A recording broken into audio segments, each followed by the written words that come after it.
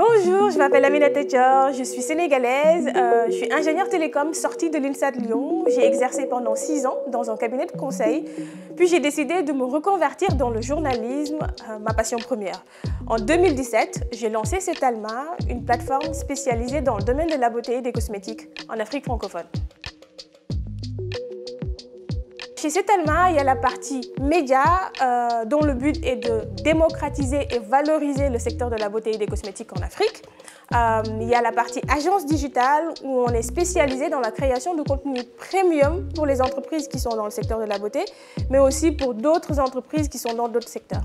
Il y a aussi le forum, l'Africa Beauty Forum, qui est une rencontre annuelle qui se passe tous les ans dans une ville d'Afrique francophone et qui réunit tous les acteurs du domaine, à savoir les marques africaines, les marques internationales qui sont sur le continent, les fournisseurs de services, les consommateurs, des pouvoirs publics, des investisseurs, tout ce beau monde pour les faire rencontrer et favoriser la création d'une industrie de la beauté. Et Cetalma, c'est enfin notre dernier nouveau-né, le rapport annuel sur le marché de la beauté et des cosmétiques en Afrique francophone subsaharienne qui vient tout juste de sortir. Lorsque j'ai lancé officiellement Cetalma en juin 2017, j'ai commencé à rencontrer les différents acteurs du domaine au Sénégal, en Côte d'Ivoire, au Cameroun et j'ai vu de l'intérieur ce qui s'y passait. C'est-à-dire des entrepreneurs qui généraient un chiffre d'affaires de quelques dizaines de millions de francs CFA par mois. J'ai vu des entrepreneurs qui gagnaient en une journée le salaire d'un ingénieur. J'ai vu des entrepreneurs qui créaient des emplois à travers leur chaîne d'instituts ou bien de boutiques de cosmétiques.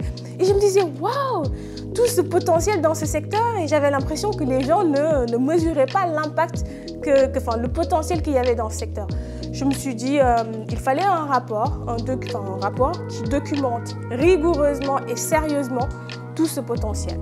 À l'époque, il n'y avait pas de chiffres. Mon équipe et moi, on est partis de zéro. On est parti à la rencontre de plus de 200 acteurs du domaine, plus de 1000 consommateurs, plus les connaissances que nous avions du marché. Et nous avons fait les prospections, les projections, plus les analyses associées. Dans ce rapport, on découvre par exemple qu'en 2020, le potentiel du marché de la beauté sur les segments produits capillaires, skincare, maquillage et parfumerie de grand luxe, le marché était près de 5 milliards d'euros. Ce chiffre passera à 9 milliards d'euros d'ici 2025. Et on remarque qu'aujourd'hui, sur ce marché, il n'y a pas encore d'acteurs qui arrivent à ramasser ne serait-ce que 1% des parts de ce marché-là.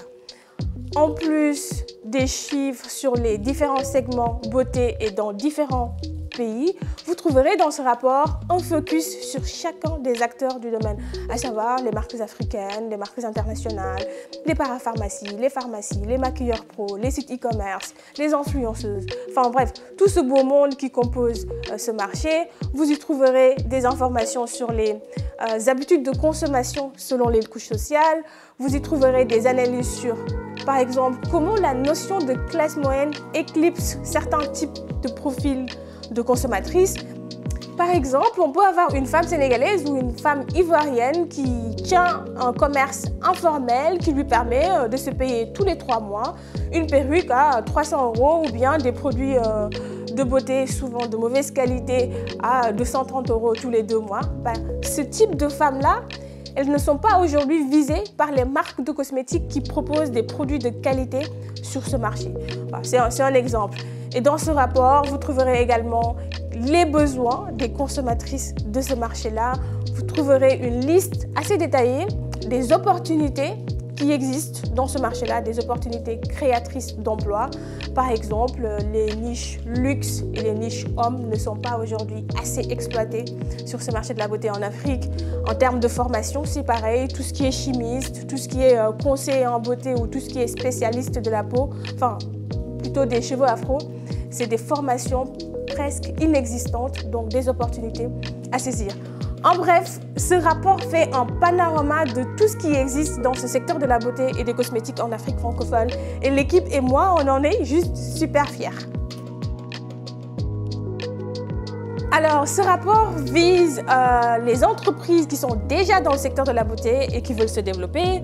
Il vise également les entrepreneurs qui veulent se lancer dans le domaine et qui recherchent des informations. Mais ce rapport, c'est également pour les investisseurs et pour les gouvernements africains qui doivent accompagner ce secteur créateur d'emplois. En 2050 ou d'ici 2050, la population africaine devrait doubler, passant d'1 milliard d'habitants à 2,4 milliards selon les projections de l'ONU. Et une personne sur 4 sera un Africain et la classe moyenne africaine sera grandissante, toujours selon l'ONU.